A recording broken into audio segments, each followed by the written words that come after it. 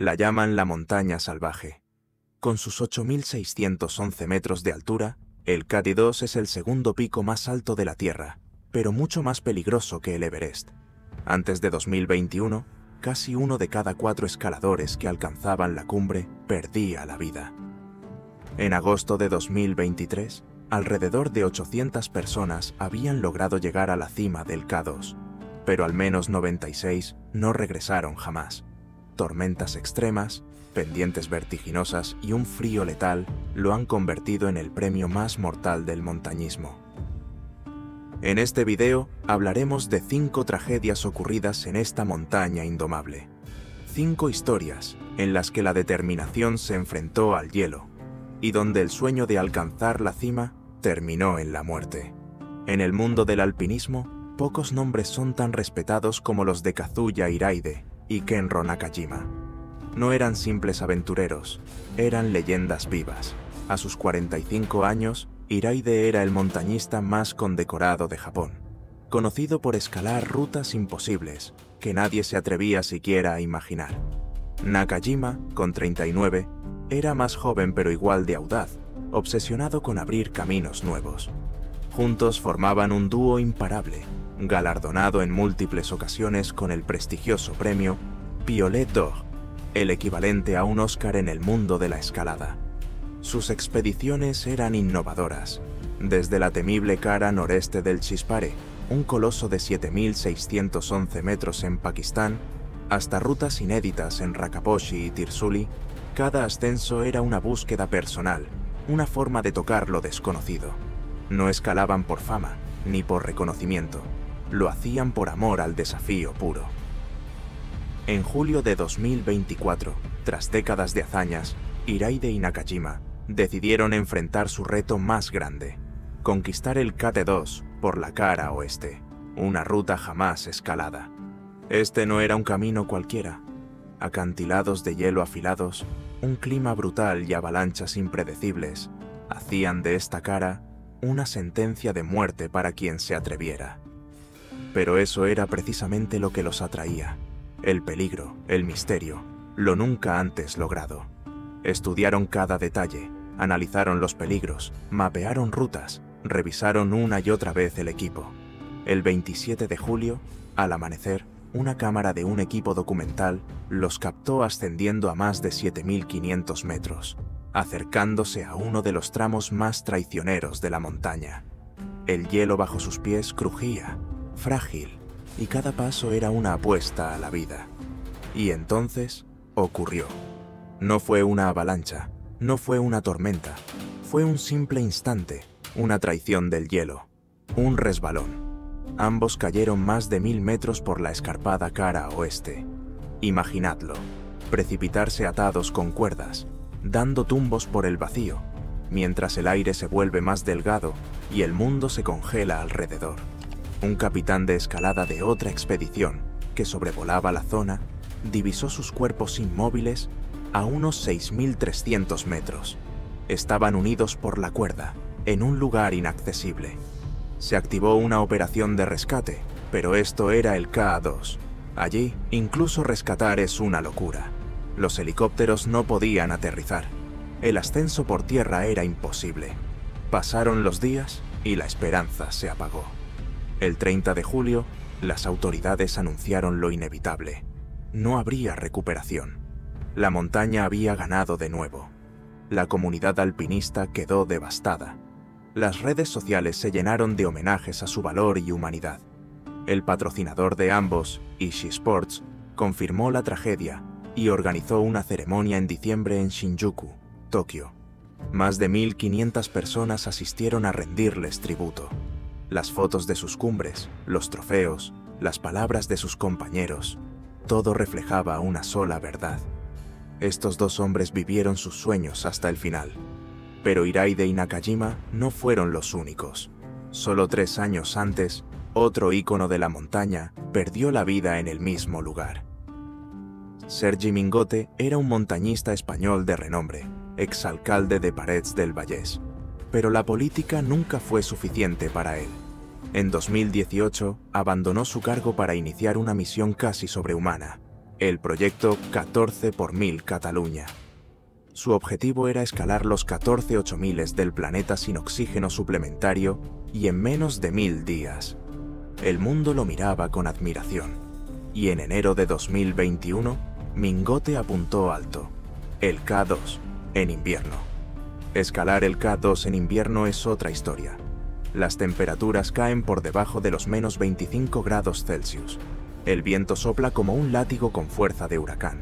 El hielo cubre cada roca. Es, literalmente, el infierno blanco.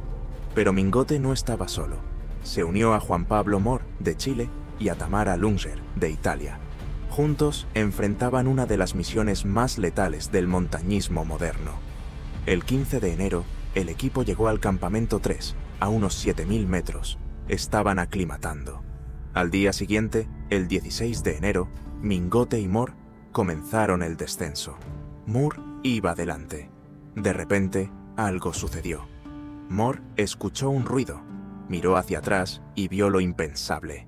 Un escalador rodando por la pendiente. Era Sergi. El catalán cayó más de 600 metros hasta quedar inmóvil cerca del campamento base avanzado. El GPS emitió señales anómalas. Chongdawa Sherpa, líder de la expedición, confirmó la trágica noticia. Sergi había muerto. La montaña se lo había llevado en un instante. La comunidad montañera quedó paralizada. Nadie entendía qué había pasado. Las cuerdas estaban intactas. ¿Un resbalón? ¿Un golpe de hielo? El misterio nunca se resolvió. El presidente español Pedro Sánchez lamentó públicamente su muerte. Su última publicación en redes, un día antes, celebraba haber alcanzado los 7000 metros. Nadie imaginó que sería su despedida. Tamara Lunger y Alex Gavan, compañeros de expedición, quedaron destrozados. Gavan abandonó. Tamara decidió continuar, acompañada de Mor, decidida a honrar a su amigo caído. Pero la montaña no había terminado de reclamar vidas. Juan Pablo Mor no lo sabía, pero su propia historia estaba por volverse una tragedia. Mor nació en 1987 en Santiago de Chile. Era arquitecto, esposo y padre de 3 hijos. Pero también era un soñador. Fundó Deporte Libre, una organización que transformaba espacios abandonados en zonas de escalada y juego para los niños. Uno de sus logros fue convertir 2 silos de agua de 40 metros en el muro de escalada urbana más alto de América Latina. Mor no se conformó con las ciudades. En 2017 conquistó el Annapurna. En 2019 subió el Everest y el Lhotse en menos de una semana, sin oxígeno y sin ayuda de Sherpas, un récord mundial. En 2021 su mirada apuntó al K2. Tras la muerte de Sergi, se unió a Muhammad Ali Satpara, su hijo Sajid y el islandés John Snorri. Querían hacer cumbre sin oxígeno. El 5 de febrero iniciaron el ascenso. Sajid se retiró por un fallo en su regulador. Los otros 3 siguieron. Se les vio por última vez cruzando el Cuello de Botella, un pasaje traicionero cerca de la cima. Luego, el silencio. Sus GPS dejaron de transmitir. No hubo más señales. El 6 de febrero, helicópteros sobrevolaron la zona. Nada. El 18 de febrero, se confirmó lo peor. Mor, Satpara y Snorri habían desaparecido. La montaña los había devorado. En julio, encontraron los cuerpos de Mor y Snorri. La familia de Mor decidió dejarlo allí, en la montaña que tanto amaba. Su legado vive en Deporte Libre, que sigue llevando esperanza a los rincones más pobres de Chile. Como dijo su primo Federico Scheich, cada uno tiene su propia cumbre. Para algunos es el Everest, para otros, correr una cuadra. Juan Pablo nos enseñó que podemos alcanzar cualquier cima. Pero mientras el mundo lloraba la muerte de Juan Pablo Mor, otra tragedia se desarrollaba en la misma montaña, ese mismo invierno implacable. Esta vez, la víctima fue Atanas Skatov, un escalador cuya historia no comenzó en la montaña, sino en los laboratorios de la ciencia. Atanas no era un alpinista de nacimiento. De hecho, hasta 2010, nunca había escalado una montaña de forma seria. Su vida giraba en torno al estudio y la agricultura. Tenía un doctorado en protección vegetal por la Universidad Humboldt de Berlín Publicaba investigaciones y trabajaba como científico agrícola. Pero una caminata común en su Bulgaria natal despertó algo en él. Fue un clic, un llamado. En 2012, adoptó un estilo de vida vegano y comenzó a escalar. En cuestión de pocos años, ya rompía récords. En 2014, aseguró haber sido el primer vegano en alcanzar la cima del Everest. Si esa afirmación era verificable o no, poco le importaba. Él seguía escalando. Para 2017, ya había regresado a la cima del Everest y conquistado el Denali, convirtiéndose en el primer búlgaro, y también el primer vegano, en completar las 7 cumbres, el desafío de escalar la montaña más alta de cada continente. Su nuevo objetivo era todavía más ambicioso: convertirse en el primer vegano en escalar los 14 8000 del planeta. Para principios de 2021, ya había conquistado 10. Por eso, cuando se abrió la temporada invernal del K2, Skatov no lo dudó. Sabía que esa montaña era diferente, mucho más letal que cualquier otra, pero también sabía que estar allí era una oportunidad para demostrar que alguien como él, un científico vegano autodidacta, podía escalar hombro a hombro con los mejores alpinistas del mundo.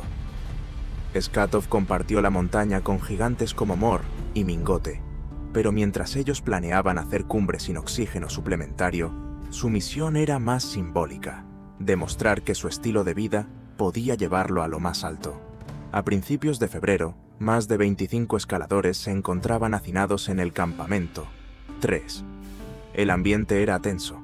Las tiendas estaban saturadas, los suministros escaseaban y las radios emitían reportes constantes de agotamiento, discusiones por el uso del oxígeno, quejas por equipos que no funcionaban y, por supuesto, temperaturas extremas que bajaban a los menos 35 grados Celsius. En la noche del 4 de febrero, la tensión se convirtió en caos. Algunos escaladores murmuraban que se estaba forzando demasiado el ascenso. Otros temían que las tiendas colapsaran por el frío y la sobrecarga. Entre ellos, Atanas Skatov decidió que seguiría adelante, a pesar de haber tenido que dormir al aire libre por la falta de espacio en las carpas. A la mañana siguiente, 5 de febrero, él y su Sherpa comenzaron el descenso desde el campamento 3. Parecía todo bajo control. Incluso, momentos antes, el Sherpa había grabado a Skatov bajando tranquilamente, enganchado a la cuerda, avanzando como se debe, paso a paso, con seguridad. Y entonces, sucedió. Desde abajo, algunos escaladores vieron una figura roja brillando contra el blanco del hielo. Cayó violentamente por la ladera. Era Atanas. Su cuerpo se precipitó rebotando entre las rocas heladas, desapareciendo finalmente en las profundidades.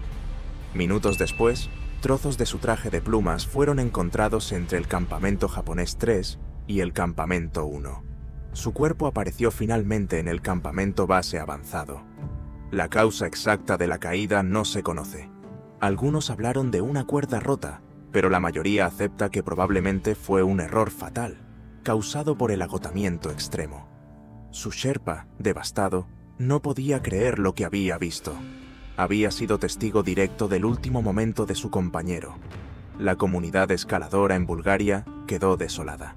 La noticia sacudió al país entero. El primer ministro, Boyko Borisov, declaró públicamente su admiración por Atanas, al que calificó como un hombre valiente, que no solo llevaba la bandera de su nación, sino también una causa que demostraba que las creencias, incluso las dietas, no limitan la grandeza. Skatov fue el cuarto escalador en morir en ese trágico invierno en el K2.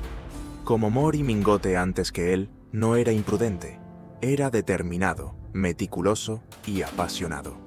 Pero ni siquiera la pasión puede protegerte en la montaña más peligrosa del mundo. Sin embargo, no era la primera vez que la montaña se cobraba vidas de forma brutal.